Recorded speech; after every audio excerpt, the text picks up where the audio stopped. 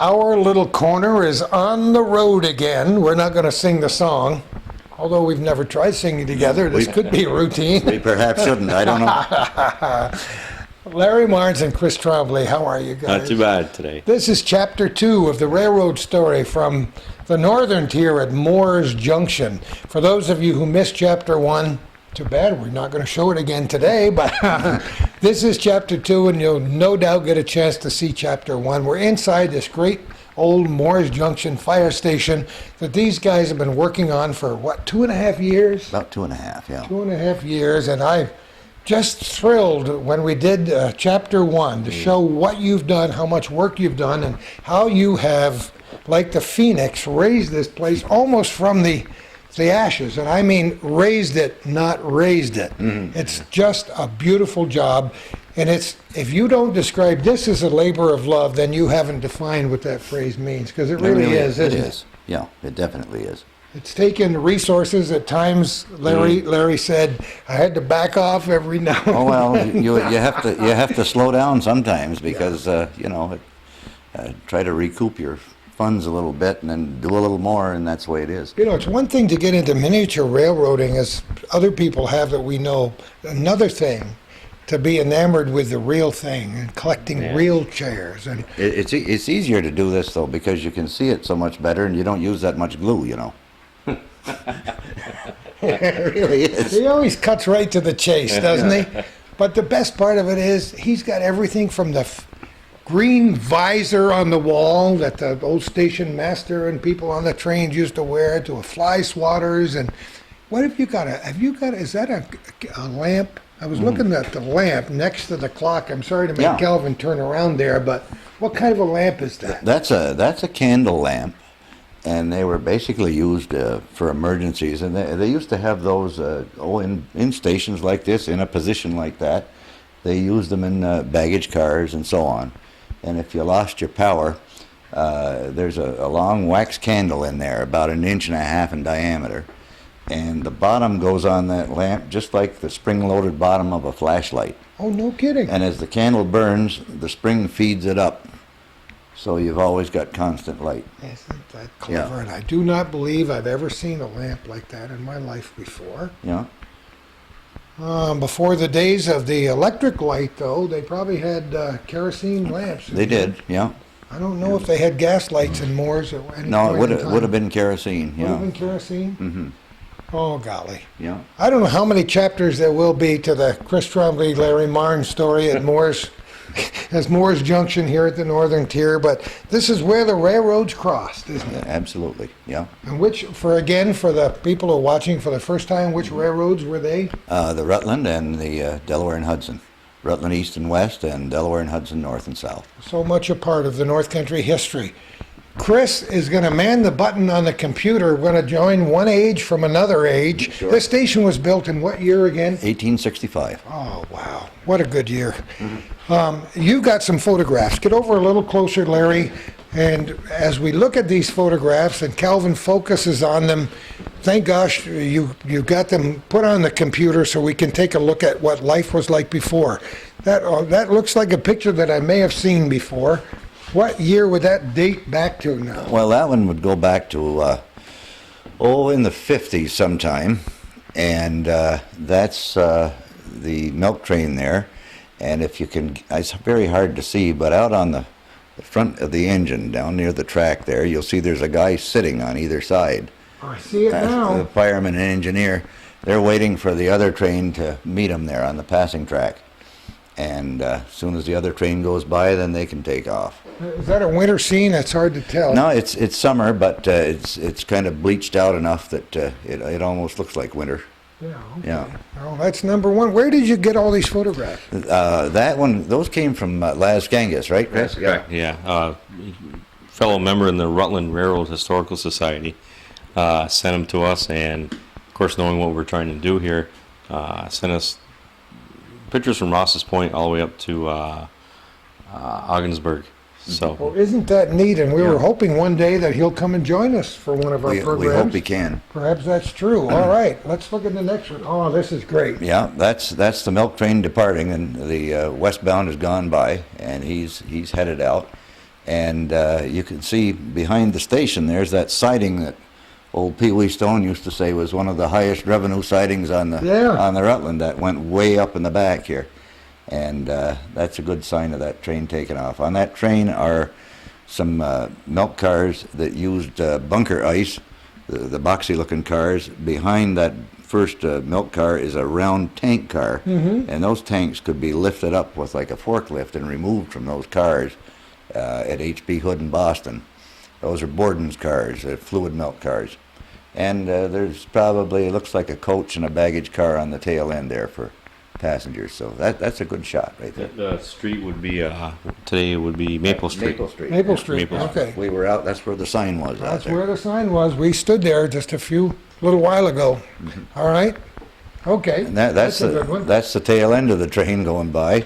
Right there on your right, you see what is left of probably what was the old creamery there, and has since, in that picture, been converted into the cement block plant I was talking about. Oh, yes. Right on that end of the siding. And up on the right, you see like some fence in there. That's the old cattle pen that was there. So, you know, remnants of a few things that were here. These pictures you think date to what time? In the very early 50s. Okay, Yeah. wonderful. There's Altona. Ah, what a good shot. Yeah, that's was a very nice station. That was, I could tell him the story about that. That station met an untimely demise and was run through by a freight train. Come on. It was. And the last what? agent that worked there was a contractor as well. He did basements for people and that kind of thing, and he had a lot of heavy equipment. And he decided when they closed the station that he would like to buy it to use for an office or a shop or whatever. And the railroad said, you can buy it for $1 or whatever, and you have to remove it from the property. And he said, well, that's no problem. I've got dozers, I've got all kinds of stuff. I can get it out of there. So they jacked the station up on skids, and his property was across the track. Oh, I can see where this is coming. So he moved it, and unwittingly, now this is kind of unusual, but being a railroad employee, you would say, well, the first thing you do is notify the dispatcher you're going to make the move. That's true. You provide flag protection. You know, you do certain things. He didn't tell anybody. And somebody said, well, number 90 is coming down from Malone. He said, yeah, but they're late. They're 2 hours late every night. I'm not worried about number 90. He gets the thing dead center of the track, and around the curve they come. Right through the middle of the station. Baby. Nothing left. Nothing left. Can you imagine boards flying in every Yeah. direction? Yeah. And, Nobody hurt? well, no. They did a little engine damage. They bent some grab irons and this and that, you know. And Vince Kreller from Alberg was the engineer. And he said to the fireman, you know, that station is moved. And he said, it can't move. He said, it's in the track. He said, look at it. He said, it's not where it belongs. So they hit the thing. Well, Vince threw himself out of the seat just before they hit. He did? And it's lucky because a 4x4 timber went through the front window of the engine and right over his seat. It would have probably decapitated him. And the head trainman, his name was Cy Stata, was riding in the second unit. And he got ditched on the floor, and he was lucky because it shattered all the glass in the cab and the second unit. And so people were saved by circumstance and happenstance. But needless to say, that engineer stalked around the site there for some time, ready to wring somebody's neck for moving that station. Isn't that, what a sensation that must have been coming around the corner. Yeah. Remember the song in the 50s called A Freight Train Goes Through the Middle of the House? Oh, yeah. Remember that? Old Von Monroe Old song. Von Monroe, see? Yeah. Yeah. Isn't that But great? that's how that... What a wonderful story. I love it. That's a water tower that was just across the track from the station. That's about a 25,000-gallon tank there. Ah. And the cement abutments for that tower are still there, surrounded by a cedar hedge now.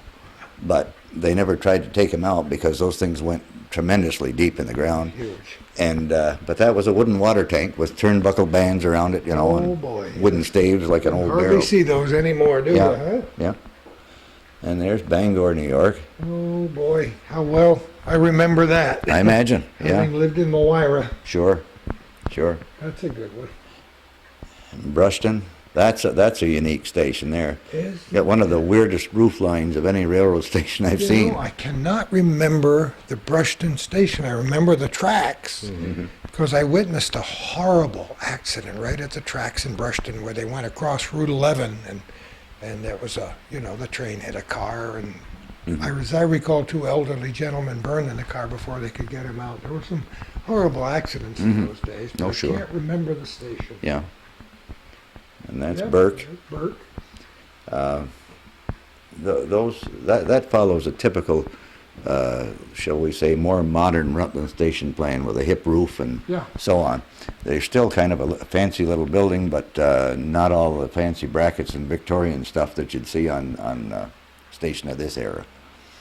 There's Chris's home station, Champlain. That was a very fancy little passenger station there, and had that little outlook cupola on top, and it was a very nice station. Just down the track from that, in the distance, you see that was their freight house. This was designed primarily as a passenger station. The freight went in the other shed down the track there. That freight shed's still there today. Oh, it is? Yeah. The station's gone? Yeah, the freight shed's still there. It's 2 apartments right now, but the building is that's there. great. Yeah. Chateauguay. Chateauguay. That's a brick station. You can't really tell from the picture there because of the overhang. And that was a 2-story station, or a story and a half at one time. And I don't know the circumstances, but they did get rid of that top end and reduce it to a 1-story station. And it's Pat Ryan Yes. owns that, and Pat is doing some work on it. He's trying to get that back in shape, so maybe we'll have another station along the line here. Just to let people know, there are a few stations that people are restoring, aren't there? Yeah.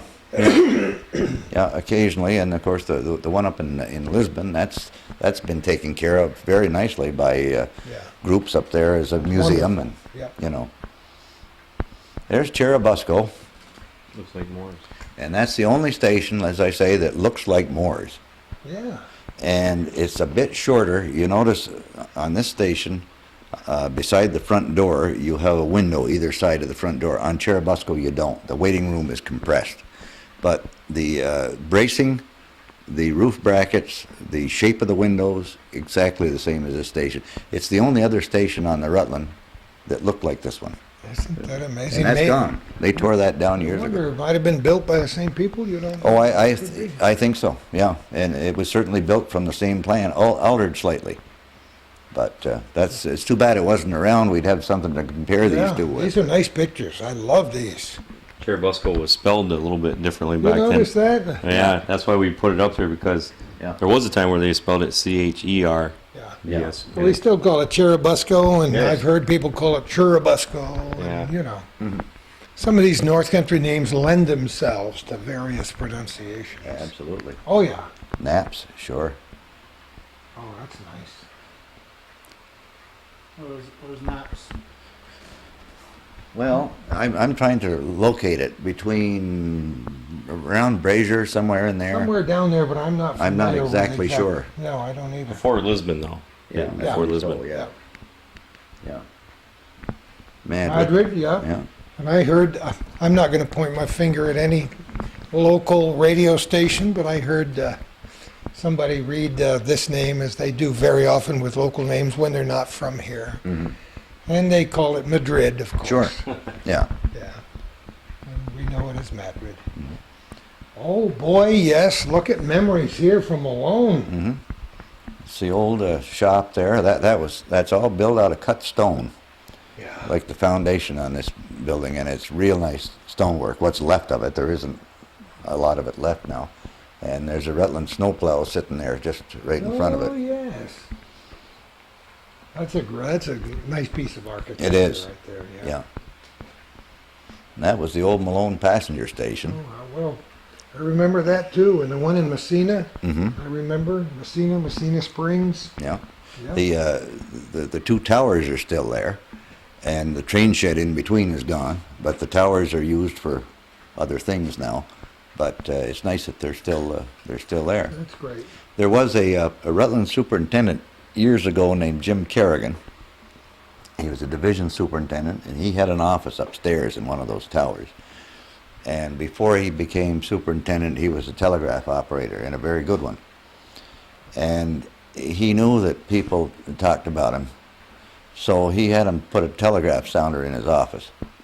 And he sat up there all day and listened to the wire, and occasionally somebody would get a letter and say, "I understand you're dissatisfied with," and they said, "How does he know that?" And then one of them called the clerk one day up there, and he said, "You know, old Jim is nailing us for things." And he says, "Well, he's listening to you on the wire every day." He said, "He is." He says, "Sure, he's got 2 sounders up there." He says, "He's got dispatcher's wire and love it. side wire," so they had to be a little careful about what they said. That's great. Yeah, and there it is. Boy, that's the good one, huh? Yeah, that would be, say, around 1915. It had a wood shingle roof then. And we had 3 tracks out in front. The one closest to you is the passing siding. The one in the middle is the main. And the one very close to the station is what they call a house track. And instead of this ramp, you had a siding that brought you right in close to the station here to unload cars and stuff. Yeah, sure. Yeah. So that's gone now, of course, but you know, it gives you a good idea of how it looked. Sure. And you can see in the back of the station there's a box car there at the Oh, old yes. freight Yep. shed in the back. D&H. Yeah. Yeah, that's a great shot.